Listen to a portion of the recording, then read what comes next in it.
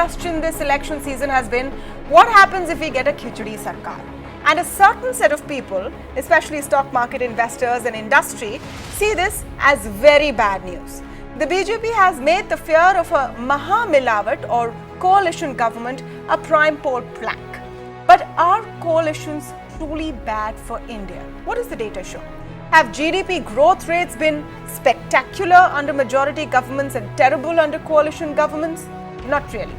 Have markets tanked under coalition governments and zoomed during the last 5 years? Well, the data is contradictory. So why the fear of coalitions? Coalition se dar kyun lagta hai? To speak on this, I'm joined today by an eclectic panel. Sanjoy Hazarika, International Director, Commonwealth Human Rights Initiative, joins us today. I'm also speaking with Tathagat Satpathy, a former Member of Parliament from the Biju Janata Dal and a journalist currently. Ajay Srivastav, CEO of Dimensions Corporate Finance Services, joins us, as does Sunil Subramaniam, MD and CEO of Sundaram Mutual. Welcome to all of you. I encourage you to participate openly and freely in this debate and come in with different points of views. I'm going to come first to Sanjoy Hazarika, who has argued in a piece you've written for the Economic Times that a coalition government is preferable to a single majority government. Are you saying that only in the context of the last 5 years, Sanjoy?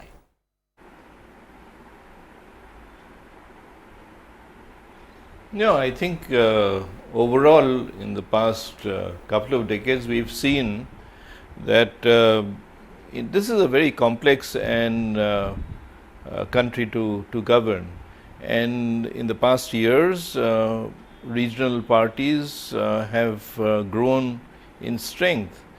Some of them are working well in coalitions, whether it's in small states or big states, whether it's the recent elections or earlier elections. So I think that a country that is as diverse as this needs to respect the fact that it is diversity that needs to be reflected in a government that comes to pass. Now, I'm not predicting what's going to happen a few days from now, that we will get to know. I'm just putting my point of view as a person who believes that, respect and collaboration is really the key to good governance and growth in the next years. And India is not what it was in the 60s and 70s when a few coalitions were hurriedly put together. I think you have much more sensible leaders who are attuned to the ground. I mean, it may be, as I argued in the piece, the basic fundamental thing may be my enemy's enemy is my friend. But beyond that, everybody knows that they have a job to do and services to deliver, and especially whatever the percentage of whatever they've promised. They also have more elections to win, and that is what political parties do go for. After the first win, they're already planning for the next one. Let me get Ajay Srivastav in here and get his view on this. What is the real fear of coalitions, Ajay? And speaking beyond the markets and, the investment community and industry, why are coalitions feared? Of course, that's a popular perception that the stock market fears coalition. I don't think that is true. Most of us had made the best part of the money in the Indian market when the coalitions were there. It's not about coalition, it's not about the control of one party or the other. I think it's all about whether the institutions which are responsible for governing a country are working. Let's be honest, no political party alone can dictate economic fortunes. It's a central bank which is supposed to be independent. It's the CBDT which collects the taxes and how well it creates an atmosphere and the policies and administration. It's the people on the ground. It's a whole administrative setup which creates a country which progresses well. Logically speaking, I think it's important to understand that institutions, as long as they're working well, can, in any form of government, can deliver a good performance for the economy. The problem comes that in either of the setup, if the institutions start to wobble, and I think that's where we saw in context of this last 5 years, that one of the biggest decisions which has come about to be discussed is demonetization. When a central bank wobbled, I think the whole economy wobbled along with that. So it's not that we fear a coalition. In fact, we say a responsible government, doesn't matter from where it comes, whether single party or multiple party, should do well. The question is, will the institutions who deliver economic performance, institutional do administration, are those doing their jobs? I think that's it. And somehow, I think the common sense tells us today that they do a better job when they have less political control on them than more political control. I think so. It's a fallacy to believe that the stock market believes that only economic performance and stock market do bad in a coalition government. I don't think it works. I think what we want is delivery and performance and consistency of policy implementation. That's more important to us. And of course, globally, how the markets are, that's equally relevant to us, that how do they view the country. In that context, a single government, obviously, party makes more sense. But otherwise, I don't think it makes a difference either ways, as long as basic institutions perform their role. I don't know if, as I remember it, all of 2013 leading into 2014 and maybe for till 15, 16, the only talk maybe I heard, and I have Sunil Subramaniam in the studio with me, tell me if I'm wrong, the only talk that I heard from market participants was that, the heavens would fall if there was a coalition government. I think till the 5 state elections in December last year, that was pretty much the tone. I'm not accusing you or Ajay, but is the market also hedging its bets? Because I'm hearing more voices saying that coalition is okay. So there are two things here. I think a slight disagreement with Ajay in terms of, he said that market doesn't worry about strong government. I think the reality is that stock market performance is not linked to strong government, but markets are worried about non-strong government. Why? Because if you see why this market was very, very concerned, right? FDI, right? To invite FDI, you need a strong government, because foreigners feel that they need that clarity which will come from a single majority party, because they know the policies and practice. But the fact of the matter is, there are the opposite side, and if you look at the stock market returns, right? And classically, if you take 2003, when the UPA government came to power, in the next 5 years, I think the Sensex delivered 50% per annum returns. Yeah. Whereas with all that, Mr. Modi came over and the initial hoo-ha, today it's a 12% annualized return over his term. So clearly the stock market actual performance hasn't reflected that a strong government. So I think the key here is, and you mentioned a khichdi sarkaar, right? So I think markets fear a khichdi sarkaar, because a khichdi sarkaar is one, dal, chawal, sab, everything pulls. No, it's an important point. How do you define a khichdi sarkaar? Let me come to Tathagat Satpathy on it, because we've heard this khichdi sarkaar so much during the poll campaign. You have Prime Minister Modi saying ki khichdi sarkaar aayegi. The BJP says there'll be a khichdi sarkaar. You have some Congress leaders who say that when you're sick, you need khichdi. But how do you define a khichdi sarkaar? Because technically, the current government is run by the NDA, which is BJP plus plus. There are allies in this government as well, even though the BJP by itself has a majority. The plus actually do not matter. That we saw how the Shiv Sena behaved inside the Lok Sabha, and it is just the BJP and Mr. Narendra Damodar Das Modi who overpowered everything else. Earlier there was one of your participants who talked about institutions being safeguarded. What I have come to realize is institutions are not living beings. They are something on pen and paper, they are an idea, they are a thought. And it is the human resource which implements the bias or the non-bias of any institution, whether it's the Reserve Bank of India or the CBI or the CBDT. And the policies may be made by Parliament, but always in India we see that the rules are made by bureaucrats. So eventually it all boils down to bureaucrats. When we talk about a khichdi sarkar, let me tell you one thing. Khichdi is one of the easily digestible food that we have in India. It is the poor man's food of mixing up everything, saving firewood and cooking everything at one go. So khichdi by me is extremely fine. I have no problems with khichdi, and I believe India is actually too vast, too diverse and too big. A Mizo youth or a Naga youth may not have the same dreams as an Oriya youth or a Malayali youth or a Maharashtrian youth. So to put them one put them all under one umbrella, and if somebody is above the umbrella, you cut that neck down. So if somebody is too low, you can't pull him up. I do not think the country can actually function like that. So I believe that the more number of participants we have, the better it is. I personally, I have opted out of electoral politics, but I would vote for a national government. Let me present the counter to that to Sanjoy as well as Tathagat Satpathy and what people fear. Now, if you see a coalition government coming after 23rd May and one doesn't want to stick one's neck out and predict either way, but then there is a possibility that with the Mahagathbandhan doing well in Uttar Pradesh, you will have a government with the SP and the BSP in it, and both of them will fight against each other in 2021 because that's what their DNA is. They are, regional parties who need to fight the next election.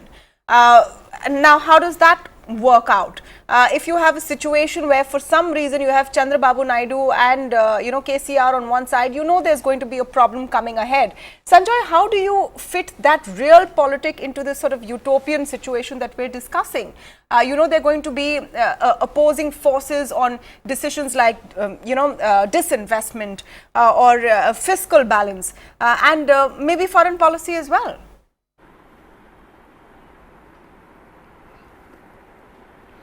Look, coalition politics is real politics, okay? And I'm very glad that Mr. Satpathy picked up on the khichdi point, because that was the point of my article today in the ET, in which I basically say that, look, okay, it's good for the stomach. It's also the national dish of India. That's what it's supposed to be, okay?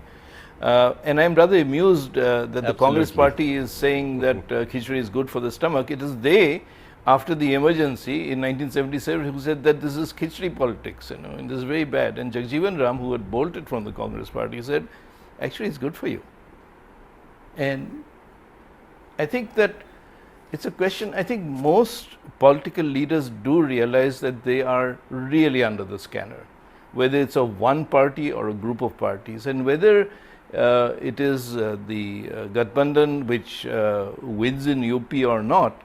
I think you are seeing much greater public pressure on politicians to deliver, and the need for them to work together. Coalition doesn't mean completely coalescing. It doesn't mean dissolving your identities. You will battle each other. You will struggle against each other. But if your enemy's enemy is your friend, then you will see the bigger purpose for what you are fighting. That's the basic thing. And I think whether it's the stock market or the CPDT or whatever it is, the institutions inherently are strong, but they have been shaken, including the courts of this. Okay, Ajay Srivastava wants to come in. The past years. Ajay Srivastava wants to come in. Ajay, do you have a counter to that argument? See, I think, it's not about that khichdi is good or bad. I think that's we always take khichdi as the last resort. It is never the preferred dish. So to that extent, I think it comes last. Just as an aside, the whole debate about calling khichdi a national dish is a contentious one, so I won't get into that. But no, please continue. Okay. I think that the important thing for us is to realize that and I think I'm contextualizing to Indian context at this point of time, that if you look at, I think Sanjay said that, listen, politicians will have to deliver.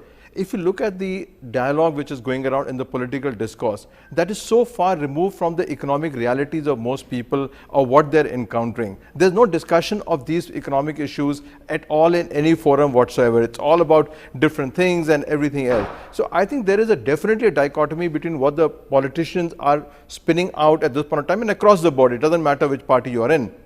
None of them have a cohesive policy to say how will this whole slow down, how will this whole problem start to be put together and addressed. I don't think they have a solution. I think they want to run away from the solution. So it's not about coalition government will find a better answer or a single party will find. I think the answer is that can there be a good feedback mechanism that goes back to the government And if the government is so omnipotent, it can choose to not to listen to it. I think that's an honest answer.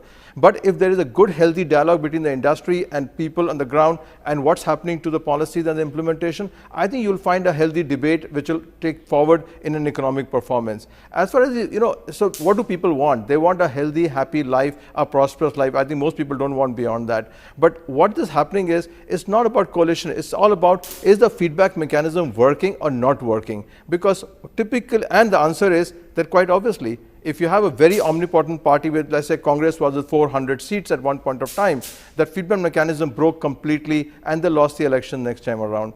If that mechanism can work well, it doesn't matter. As I said, it doesn't matter which government comes into power. We didn't know Mr. Narasimha Rao from Adams actually when he walked in as the Prime Minister. We never expected something dramatic to come out of it, even after Manmohan Singh after retirement. So I think it's all about who are the personalities behind the political parties. Saying the feedback mechanism has broken in the last 5 years. I'm sorry, I'm going to hold you to what you said. Are you saying that the feedback mechanism has broken in the last 5 years? Because I think beyond a point, we can't really have this debate in very theoretical terms. We're talking about it in the context of this government. I think yes, it has broken because let's take the GST implementation. We've really been through a lot of problems, haven't we? You want to comment on that, Sunil? Yeah, I want to come on 2 points here. Yeah. One is this khichdi, I think, is not acceptable. Okay, I'll tell you where I'm coming from, but a coalition is acceptable and better. What I mean is that a single party which has got a significant proportion of the vote seats driving a coalition government. So let me say that the single largest party should be 150 to 170. The balance 100 odd seats can be spread. That's not khichdi, because khichdi is 50, 50, 50, 45, right? That is something where you need that central direction on defense, on this, on certain things, and then you need that feedback mechanism that pulls and push. So I think that's the kind of coalition which is got, not a fully single majority, not a khichdi. The second part I wanted to say is that inclusive development happens only in coalition governments. And if you look at the GDP data that you're showing, the true GDP that India went from this old Hindu rate of growth of 5 to 6% to the 7-8% happened when the Bimaru states, which were at 1 to 2%, went up to 3 to 4%. Bimaru being Bihar, Madhya Pradesh, Rajasthan, Uttar Pradesh, the very slow. How did that happen? Only because there was a coalition which was able to get their regional support done to do the infrastructure. So to me, a strong single party in a coalition government is the best of both worlds, and that's, I think, what has seen the past. Both GDP growth and the stock markets have ultimately respected that, and that's the best returns that has come. Yeah, okay. Tathagat, let me come to you on that point. Again, we started by asking how do you define a khichdi, and there's no way really to tell what the right proportion would be. Suffice to say, if you see a single largest party, even with, you're saying 150 to 170 seats, you're going to have other regional players who will have a big say. Even in UPA 2, UPA 1, when all of those scams were being spoken about, it was in the context of the pressure that, say, the DMK exerted on the government of that day. How will any coalition government avoid those pitfalls?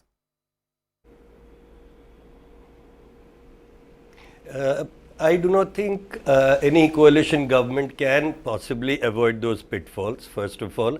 I think those are inbuilt hurdles that the Indian democracy has to handle and has to overcome. It is not something very simple. It is a process of maturing.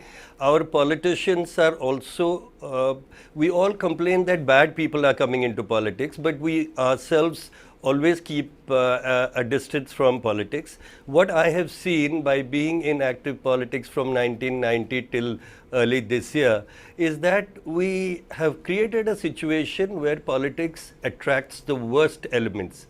The people who come into politics want to usurp, grab, totally keep for themselves all kinds of authority that they possibly can.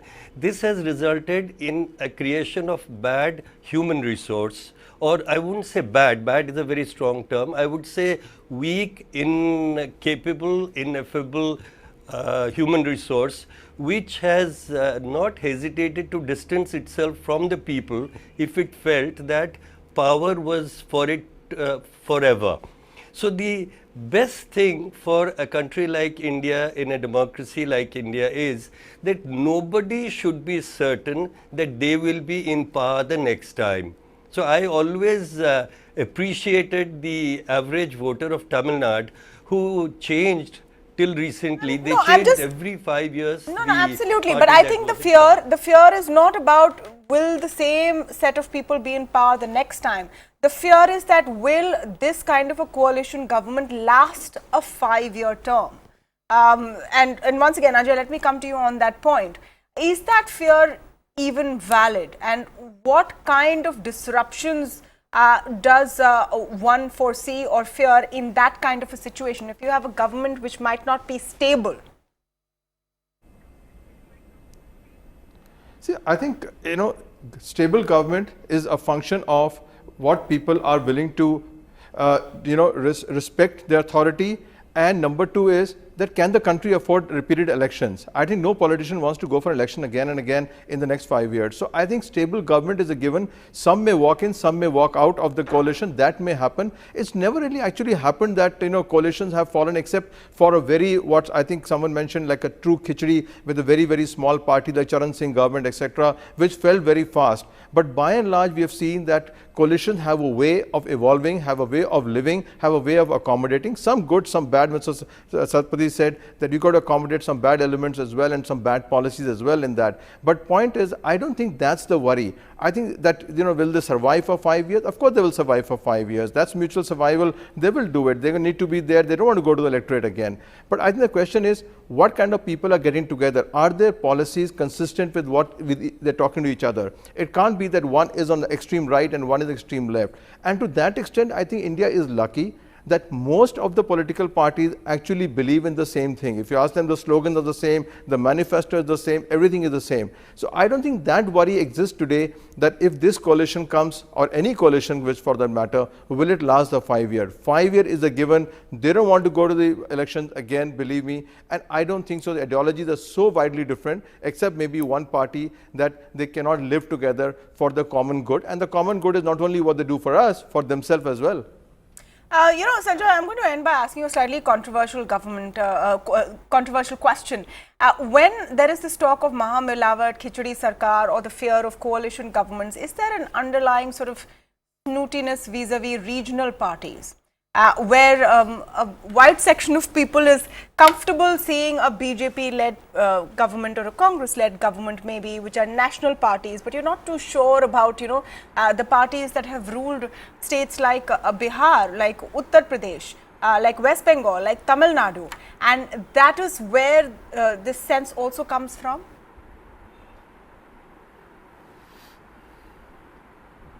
See, I think it basically depends on the deals you cut. Frankly, politics, and I come from a family that's been in politics for many years, although I am not in a party, it depends on the deals you cut. And I take the point that there has to be a large, strong party, a single party, and the others add on. So it's a question of understanding your best interests and working for that.